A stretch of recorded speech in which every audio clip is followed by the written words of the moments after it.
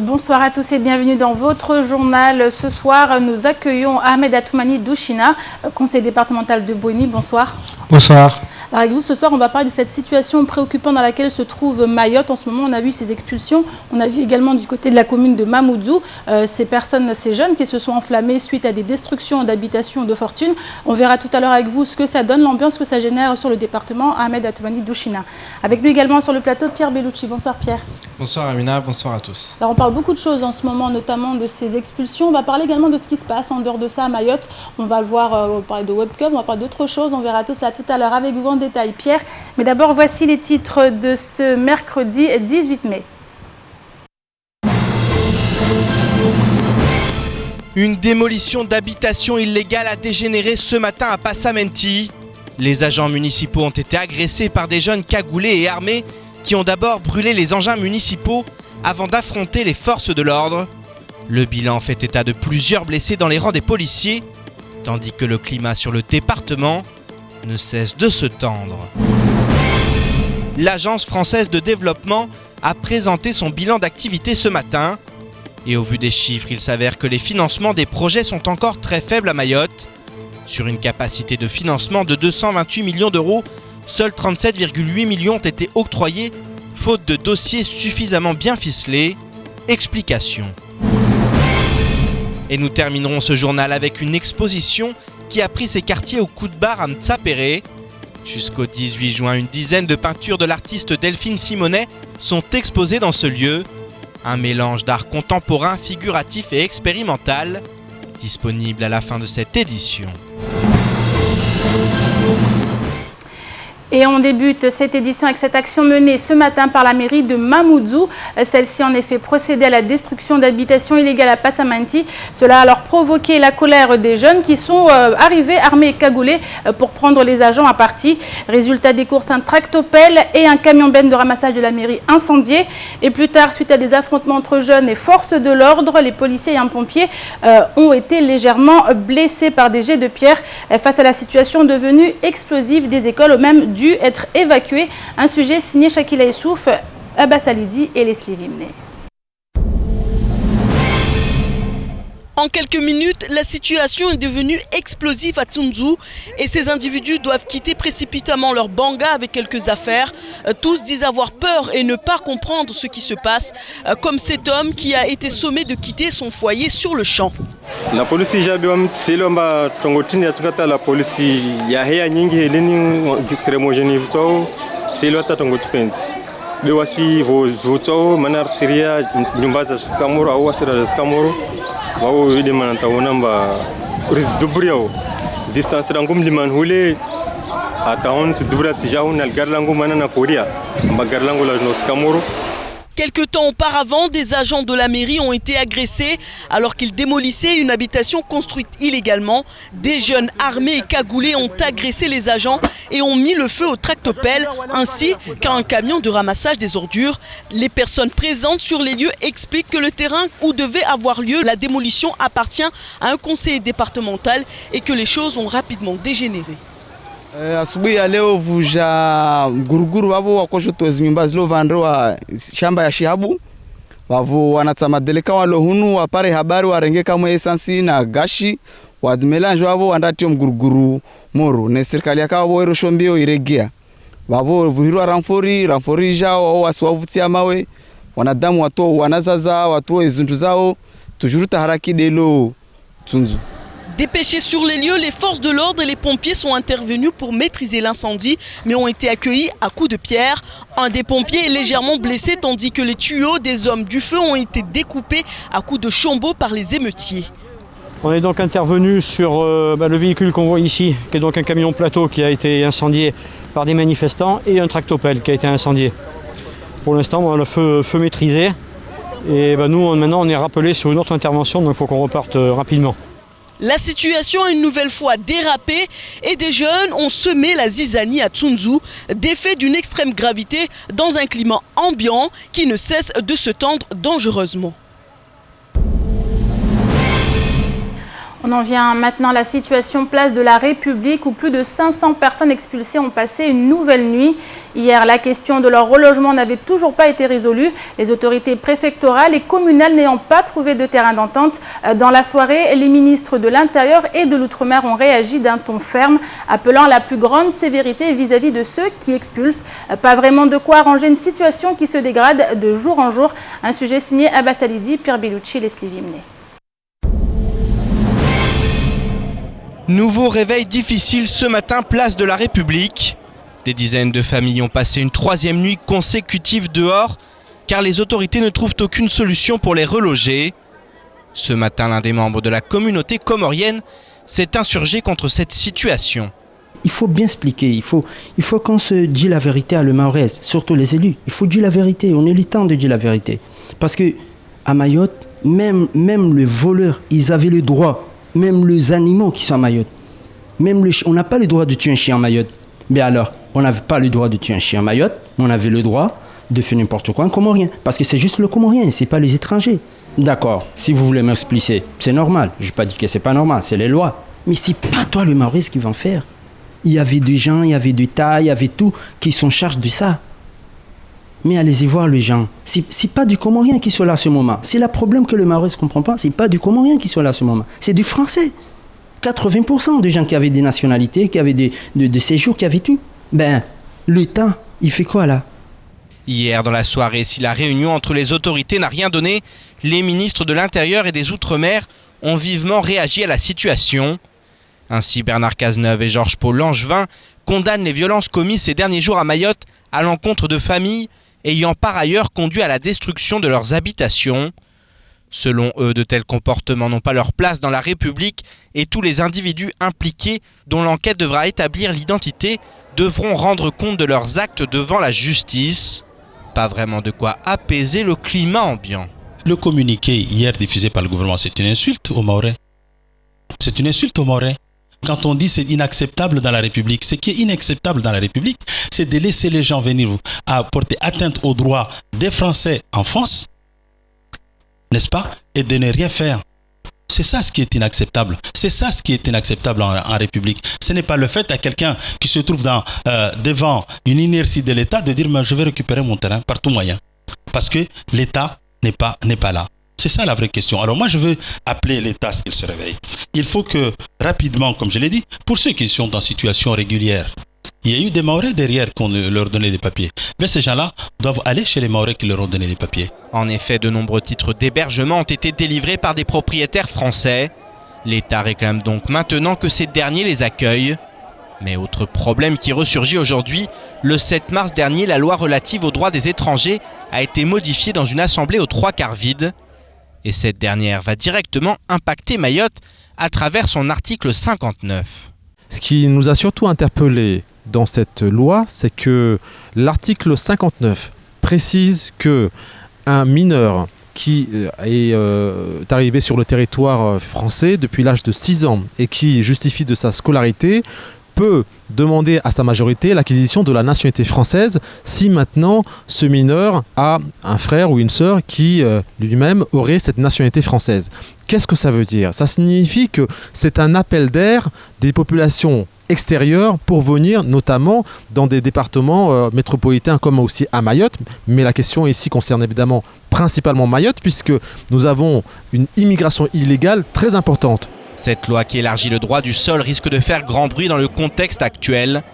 À l'approche des élections présidentielles, la question de ce droit sera d'ailleurs au centre des débats, notamment à Mayotte, où certains souhaitent le supprimer ou tout au moins l'adapter aux réalités du territoire. Ces modifications, ces dérogations peuvent être sollicitées par le conseil départemental. Donc il faudra que nous regardions avec le conseil départemental quelles sont les dérogations au regard de la norme constitutionnelle que nous pourrions demander. Si tant est ici c'est l'occasion, il faudra le faire. En tout état de cause, la situation ne peut pas rester en l'état. Nous nous sommes battus plus d'un demi-siècle pour que Mayotte demeure un département. Nous voulons rester nous Français pour être libres. Nous entendons le rester. Et si l'État n'assure pas notre liberté, nous l'assurerons nous-mêmes. Face à un État jugé absent, la population a décidé de prendre les choses en main. La vague d'expulsion en est l'une des premières conséquences, mais sûrement pas la dernière. Ahmed Toumaïdouchna, je vous propose de revenir sur les deux reportages qu'on vient de voir avec une situation qui s'enflamme complètement ici à Mayotte sur ce fond de problématiques liées à l'immigration clandestine. On a vu d'un côté la place de la République avec ces personnes expulsées et puis ce matin du côté de Passamainti, de plus en plus le département s'enfonce dans cette brèche. Oui, effectivement, moi je crois que c'est quelque chose qui était prévisible. Personne ne peut dire que ce n'était pas prévisible. Ça fait longtemps que tout le monde a lancé des cris d'alarme pour signaler à l'État, pour dire à qui voulait l'entendre que la situation n'était pas bonne à Mayotte. L'insécurité, la montée de l'insécurité a été vraiment grave ces derniers temps et c'est allé crescendo. Nous sommes partis de petits vols, de petits larcins, aux casses des maisons et à l'agression des personnes. Ces derniers temps, on ne peut même pas citer le nombre de personnes qui ont été agressées, dont même certaines qui ont été tuées. Donc c'était prévisible que la population de Mayotte ne pouvait pas rester sans réagir. Cette réaction est présente actuellement. Je crois que dans ce que j'ai entendu tout à l'heure, dans les sujets qui ont précédé, notamment quand le ministre de l'Intérieur, le ministre des Outre-mer qui menace, qui demande aux gens de revenir sur leurs décisions, je crois que c'est irresponsable. Personnellement, je dis que ce sont des ministres, ils font peut-être leur travail de ministre, mais par rapport aux Maoris, c'est irresponsable leur déclaration. Parce que le ministre de l'Intérieur devrait savoir que s'il avait bien fait son travail, en contrôlant cette immigration, qui est parfaitement contrôlable, on ne peut pas nous dire que ce bras de mer qui nous sépare 70 km là, ne peut pas être contrôlé. On peut le faire. Mais même quand on voit les gens venir, on les laisse rentrer. On va même chercher les bateaux de loin là-bas pour les ramener ici, soi-disant, pour voir s'il n'y a pas de malades. Donc, je crois que les Maoris en ont marre et ça justifie leur réaction. Alors la situation est très complexe, on le voit. On parle d'un côté d'immigrés, des personnes qui sont en situation irrégulière, d'autres sont en situation régulière. Quid de cela alors? Moi je crois, en ayant participé à une réunion à Kanikeli avec un représentant du préfet, la directrice du cabinet du préfet, le maire de Kanikeli avec l'ensemble du conseil municipal, nous avons accepté que les personnes qui sont en situation régulière, qui peuvent le justifier, soient relogées, partent chez les personnes qui les ont hébergées et il n'y avait pas de discussion. Ce que nous ne voulions pas, c'est qu'on nous impose les personnes qui n'étaient pas en situation régulière. Je crois que même dans le propos que je viens d'entendre tout à l'heure, dans le sujet précédent de Mansour Kamardi, on est tous d'accord sans nous être concertés au préalable que les personnes qui ont donné des hébergements prennent et assument leurs responsabilités. Ça ne pose pas de problème. Mais ce que nous avons constaté aussi, c'est que lorsqu'il y a un mouvement de la population, à Chungi par exemple, il n'y avait pas que les gens qui étaient à Chungi qui sont venus. Nous avons des gens qui sont venus, des personnes en situation irrégulière, venus des alentours qui sont venus là-bas, parce qu'ils auraient appris que lorsque ils sont chassés, ils peuvent être recasés dans des maisons sociales, dans des habitations, dans des logements sociaux. Donc, ça, c'est une illusion qu'ils ont. Et je crois que dans la situation présente, les services de l'État, les différents exécutifs des collectivités, du département, des communes, doivent se rencontrer, travailler, trouver une solution sereine qui consisterait à trouver le moyen de renvoyer tous ceux qui sont en situation irrégulière, qui sont générateurs de tous les conflits, qui sont générateurs de tous les incidents que nous vivons ensemble tout le temps ici, de les renvoyer ailleurs. Mais il n'est pas question. Moi, en tant que Maoré, je m'insurge contre les propos que j'entends allégués au ministre de l'Intérieur et à la ministre des Outre-mer. On ne peut pas accepter ça en tant que Maoré. On ne peut pas nous imposer cela. Alors on a l'impression qu'il y a un flou quand même qui persiste et puis on le voit, cette nouvelle loi qui va s'appliquer, qui étend le droit du sol, ça va encore compliquer les choses ici à Mayotte. Vous savez, ça fait longtemps que les Maoris dénoncent. Moi je me rappelle au conseil départemental, on le dénonce très souvent, les maires le dénoncent très souvent, on se dit qu'on se partage les difficultés liées à l'immigration. Si la France décide de laisser les gens venir ici en leur donnant du papier. On ne refuse pas cela. Le principe ne nous dérange pas. Mais que immédiatement après, les personnes qui sont détenteurs de droits de séjour à Mayotte puissent aller dans toute la France métropolitaine et ultramarine. Si on laissait toutes les personnes qui étaient ici, qui sont ici, partir à la métropole, je crois que le poids de l'immigration ne se ferait pas sentir aussi lourdement. Mais le problème, c'est que il y a quelque chose d'illogique.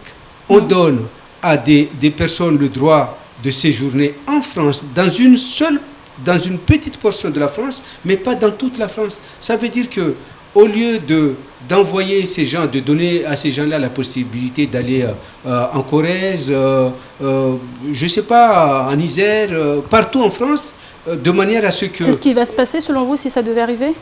C'est ce qui doit se passer. Moi, je crois que les Mahorais ne se plaindraient pas. Si les gens venaient ici, ils stationnaient pour quelque temps, mais pour pouvoir repartir immédiatement, je crois que ça ne pèserait pas trop. Merci beaucoup. Et c'est ce que nous demandons, on ne demande que ça. Merci beaucoup Ahmed Toumani Douchina pour cette intervention et on continue avec cette conférence de presse tenue ce matin par l'Agence française de développement, l'AFD, et dont l'objectif était de présenter les résultats de son activité 2015 en Outre-mer. Ce sont ainsi 37,8 millions d'euros qui ont été octroyés pour financer directement ou indirectement des projets censés dynamiser le développement de Mayotte. Après les projets d'assainissement, d'infrastructures sanitaires et sociales, l'agence participe désormais au financement de la construction prochaine d'un centre commercial ou encore au développement du port de Longoni. Un reportage Shakila Issouf et Leslie Vimné. En 2015, seules 4 des 17 communes de Mayotte ont pu bénéficier des fonds de l'Agence française de développement. Pourtant, en partenariat avec BPI France, l'AFD met à disposition des banques et des entreprises une large gamme de produits financiers. En effet, sur une capacité de financement de 228 millions d'euros, seuls 37,8 millions ont été octroyés. En 2016, l'objectif est ainsi de dépasser les 50 millions d'euros, mais encore faut-il pour cela présenter des dossiers bien ficelés à l'instruction. Il y a beaucoup de secteurs effectivement à développer. Il y a au niveau des communes les infrastructures de base, de routes, l'eau et l'assainissement, l'éclairage public sont à développer. Au niveau du secteur hospitalier, il y a bien sûr le CHM, mais aussi le secteur associatif et médico-social qu'on peut accompagner. Tous ces secteurs, nous, on a envie de les aider, on a envie d'accompagner les contreparties, mais il faut que les projets soient assez mûrs et que les contreparties soient assez capables de monter les projets.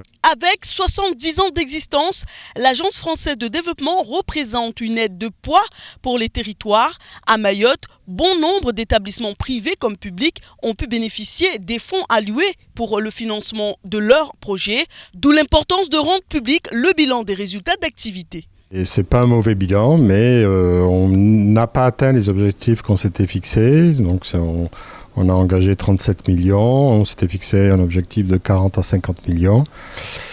Il est révélateur des difficultés actuelles, surtout dans le secteur public, puisque cette année, nos engagements en faveur du secteur privé sont supérieurs aux engagements en faveur du secteur public. Donc voilà, le secteur public aujourd'hui à Mayotte reporte ses investissements et est dans une situation financière qui est un peu délicate. Si l'Agence française de développement représente un soutien de poids dans le public comme dans le privé à Mayotte, l'institution peine encore à développer ses compétences, même si les objectifs fixés en 2016 devraient, s'ils sont atteints, changer la donne.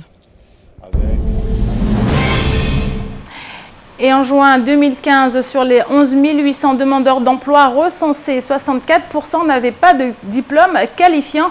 Mais l'offre de formation à Mayotte tend tout de même à se développer, comme le démontre ce nouveau dispositif mis en place par l'ACE et qui s'intitule Prestige Mayotte. Financé par la DIECT, la préfecture de Mayotte, le conseil départemental et le Fonds social européen. Celui-ci permet aux salariés et stagiaires d'être formés sur poste dans cette entreprise virtuelle. Bien couvert depuis le 19 octobre 2015, le dispositif a été inauguré ce matin. Les précisions avec Adèle Laurent. Commerce, secrétariat, comptabilité et ressources humaines, Prestige Mayotte offre des formations professionnalisantes dans le domaine du tertiaire. Dédié aux personnes de niveau scolaire BEP jusqu'au Bac+2 non acquis, ce dispositif permet aux salariés stagiaires d'être mis en situation réelle d'entreprise et d'être confrontés aux contraintes que celle-ci peut rencontrer. Une grande première sur le territoire. Je pense que c'est un dispositif très innovant et très prometteur à Mayotte, car contrairement à la formation classique, elle permet vraiment de placer le jeune dans un contexte professionnel. Il lui permet de découvrir vraiment le métier tel quel dans les entreprises. En bref, lorsqu'il sort de là, il est tout de suite employable. Ce dispositif entreprise entraînement pédagogique fait partie d'un réseau national et international. En effet, 110 entreprises virtuelles de ce type existent en métropole. Les salariés stagiaires de Mayotte sont donc amenés à travailler en collaboration avec ces dernières. En 7 mois d'existence, Prestige Mayotte a pris en charge 24 personnes, dont la moitié ont trouvé un emploi, majoritairement des CDI, les autres ayant pu accéder à des formations. Une satisfaction pour le directeur de l'ACE.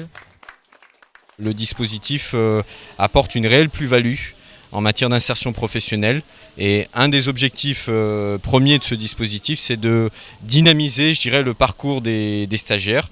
Et pour le moment, le pari est plutôt réussi et on souhaite qu'à l'avenir, cet aspect, cette partie insertion professionnelle puisse être encore renforcée. Pour les salariés stagiaires, le fait d'être formés dans cette entreprise virtuelle leur a permis d'acquérir des connaissances, de l'autonomie, mais aussi du savoir-vivre dans le milieu professionnel. Je me sens plus professionnelle par rapport à avant, quand je venais juste de terminer mes études. Ici, on apprend vraiment on apprend vraiment le milieu professionnel en fait. En fait, sur place, au Prestige Mayotte, c'est là où j'ai développé mes compétences, c'est-à-dire mes savoir-être, savoir-faire. Et la manière d'être dans un lieu de travail. Monique Grimaldi était également présente, directrice de la DIACT et représentante du préfet. Elle a tenu à réaffirmer la volonté de l'État de donner une chance de se former aux personnes sorties du système scolaire. Elle nous en dit plus sur les avancées récentes de Mayotte en termes de formation et d'aide aux demandeurs d'emploi. C'est les partenaires sociaux au niveau national qui ont revu l'accord d'indemnisation des demandeurs d'emploi à Mayotte. Et donc du coup, c'est applicable depuis le mois de mai. Et en même temps, en décembre, on a eu un décret qui a réévalué l'indemnisation des stagiaires de la formation professionnelle en augmentant ce niveau. Donc, du coup, en effet, les moyens sont donnés à Mayotte pour évoluer et pour se donner les moyens en fait, de former les personnes qui sont volontaires. Former les personnes volontaires et grâce à l'ouverture de Prestige Mayotte, l'offre de formation s'est considérablement étoffée. En effet, les personnes de niveau BEP jusqu'à celles ayant des diplômes supérieurs peuvent désormais avoir accès à des formations. Une avancée réelle pour Mayotte. Et à noter que les produits fictifs vendus par l'entreprise virtuelle sont ceux des vergers de Mayotte. Et je vous propose maintenant de faire un petit tour d'horizon du reste de l'actualité de ce mercredi 18 mai. C'est tout de suite dans l'actualité en bref. En septembre prochain, la future loi de finances sera examinée à Paris. Si le MEDEF espère vivement que Mayotte deviendra à cette occasion une zone franche, tous espèrent également que l'île obtiendra le fonds de soutien pour les départements en grande difficulté financière. En 2016, et malgré les comptes critiques du territoire, Mayotte avait été non éligible à l'un des deux critères suivants. Un taux d'épargne brute inférieur ou égal à 7,5% en 2014 et un rapport entre le montant des dépenses sociales et le montant des dépenses de fonctionnement supérieur ou égal à la moyenne nationale. Et c'est là que le bas blesse. Le nombre de bénéficiaires du RSA n'était ainsi pas suffisant à Mayotte pour établir une dépense sociale supérieure à la moyenne nationale. Manuel Valls a promis que cette année, la copie budgétaire serait revue de fond en comble, notamment pour que ce genre d'aberration ne se reproduise plus. Il faut donc espérer que cette fois, Mayotte pourra bénéficier de ces 50 millions d'euros, qui ne seraient pas de trop pour le département le plus pauvre de France. Depuis plusieurs semaines, les personnels du CHM se plaignent du manque de moyens tant matériel qu'humain au sein de l'établissement. Si les manques sont réels, le centre hospitalier de Mayotte peut néanmoins se targuer d'être le premier établissement de l'océan Indien à s'équiper en armoire à pharmacie sécurisée dans le cadre de son programme de sécurisation du circuit du médicament. 5 nouvelles armoires Omnicell doivent ainsi arriver en 2016. Ces dernières ont été choisies pour leur capacité à répondre à la garantie de sécurité du circuit du médicament grâce à une identification par empreinte digitale. Les tiroirs matriciels avec diode de guidage permettent par ailleurs de retrouver facilement les bons médicaments et limitent le risque d'erreur. La gestion des stocks en est grandement optimisée, ce qui permet donc de faire des économies. À l'heure où le CHM est souvent pointé du doigt pour ses dysfonctionnements, il convient de parler également des choses qui fonctionnent. Et ce week-end se tenait la Web Cup. Cette compétition devenue célèbre à Mayotte consiste en la création d'un site internet en 24 heures. Et cette année, c'est l'équipe de la CIM composée des brillants Fataou, Ali et Shairina qui s'est imposée. Ils sont donc qualifiés pour la finale régionale, puisque sur les 240 développeurs et designers qui se sont affrontés les 14 et 15 mai 2016 dans toute la zone océan Indien, il n'en reste désormais plus que 7. Pour mémoire, après la Réunion en 2013, Madagascar en 2014 et Mayotte en 2015 tenante du titre, tout le monde se demande qui gagnera la finale 2016. Réponse en fin d'année. Et bonne chance aux représentants du département. Alors Pierre, le reste de l'actualité, on l'a vu en quelques instants avec l'actualité. En bref, vous allez nous parler un peu plus précisément maintenant de ce qui s'est passé, notamment avec Bakou Ali, l'artiste mahorais. Oui, complètement. Alors, plusieurs décisions de justice importantes aujourd'hui. Alors, celle attendue, effectivement, par rapport à Bakou Ali, qui avait été assigné en justice suite à... il était coupable d'intimidation sur des gendarmes. Alors, souvenez-vous, son frère avait été cambriolé. Il n'était pas très content. Il voulait s'en prendre aux cambrioleurs et les gendarmes étaient intervenus justement pour l'en empêcher. Et il les avait menacés. Donc, il était assigné complètement, publiquement. Et il avait expliqué que de toute façon, il se ferait justice lui-même. On revient aussi à l'actualité finalement aujourd'hui et il a été sanctionné par la justice, 6 mois de prison avec sursis. Alors il n'ira pas en prison, mais effectivement il va être à l'essai pendant les prochaines années. Il ne faudra pas qu'il ait de problème avec la justice, sinon il ira en prison, 6 mois de prison avec sursis pour Bakou Ali. Donc ça c'est la première décision de justice. C'est un message qu'envoie la justice au Maroc. Oui, effectivement, un message et qui va dans le sens, on l'a vu dans le sujet aussi du communiqué du ministre de l'Intérieur et de la ministre des Outre-mer. Ils ont expliqué qu'ils seront très fermes, qu'ils sanctionneront tous les individus qui sont à l'origine des expulsions et qu'ils les sanctionneront de manière très sévère. Donc voilà, ce sont des messages qui sont envoyés, un état de droit. Voilà, donc on voit encore une fois, ça fait polémique et effectivement, cette histoire avec Bakou Ali avait énormément fait polémique. Aujourd'hui, on a le jugement, le verdict est tombé. Voilà ce qu'il est. Il n'ira pas en prison, mais en tout cas, il a été quand même sanctionné par la justice. Alors, deuxième décision très importante, Amina, c'est l'intercommunalité du Sud.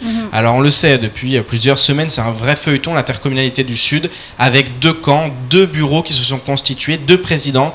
D'un côté, le camp de l'adjoint au maire de Chirangui, à la maire de Chirangui, Roukala Hadji, Ismaïl Abderrahmane Saeva, qui a été élu de son côté, et d'un autre côté le maire de Bandrélé, Ali Moussa Ben, qui a également été élu. Alors la justice a rendu son verdict là aussi. Le tribunal administratif a annulé les 2 élections, donc il n'y a plus de bureau constitué, donc, et ça pose aussi problème. Ça signifie que les budgets qui ont été votés par ces 2 bureaux sont annulés, donc des dotations de l'État qui probablement s'envolent.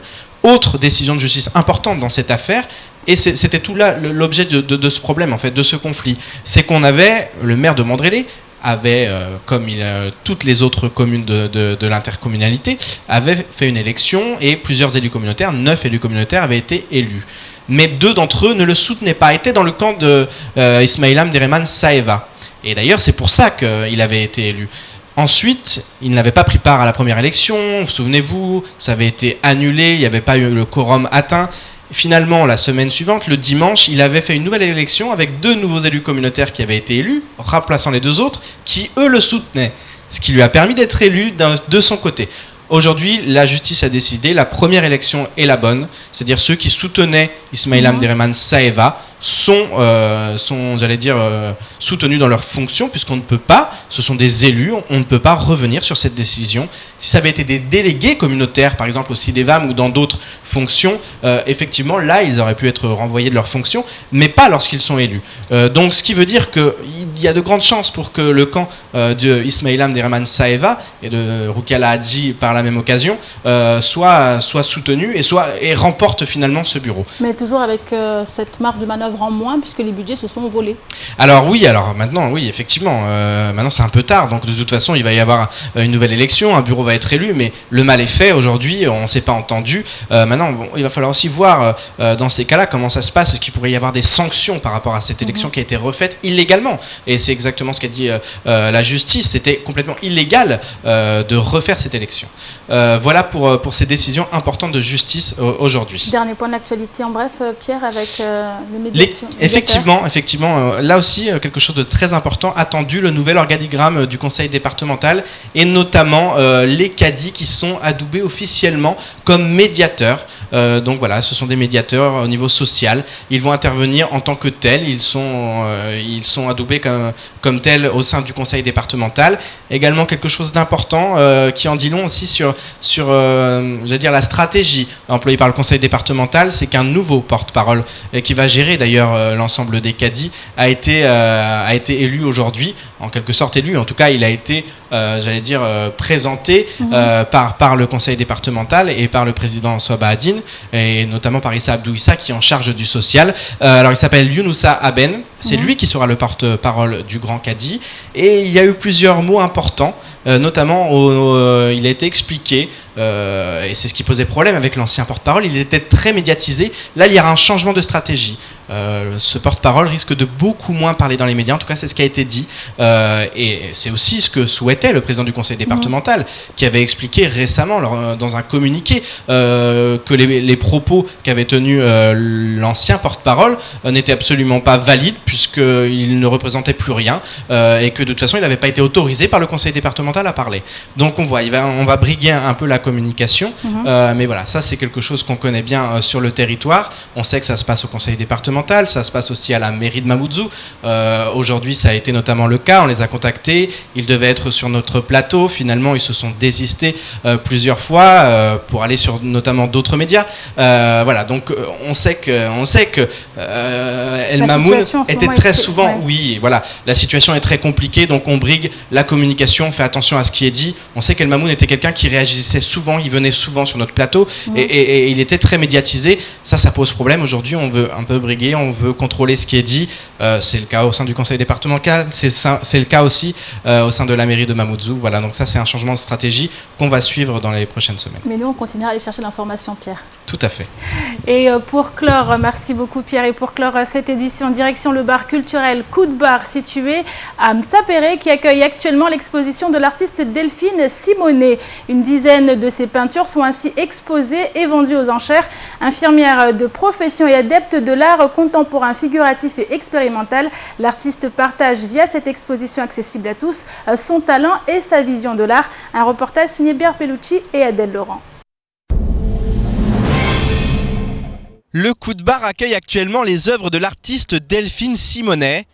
Après 20 ans de photos, elle traduit aujourd'hui tout son talent dans ses peintures, même si elle a encore des difficultés à définir le genre qu'elle développe. J'ai touché un peu à tout. J'ai fait d'abord beaucoup de dessins, ensuite du modélisme, du stylisme, de la photographie, de la sculpture. Et voilà, et puis aujourd'hui j'ai un peu retrouvé la peinture. J'avais eu un petit flop pendant un moment, une petite page blanche où j'ai plus trop pratiqué grand chose, et voilà. Aujourd'hui de nouveau je retourne un peu dans la peinture. Je pense que c'est avant tout un travail expérimental, j'y vais un peu à tâtons, et c'est vrai que c'est peut-être pour ça que ça évolue très vite. Peut-être que dans quelques années ou dans quelques mois, je serai capable de définir plus précisément la qualité de ce travail, mais pour le moment je fouille.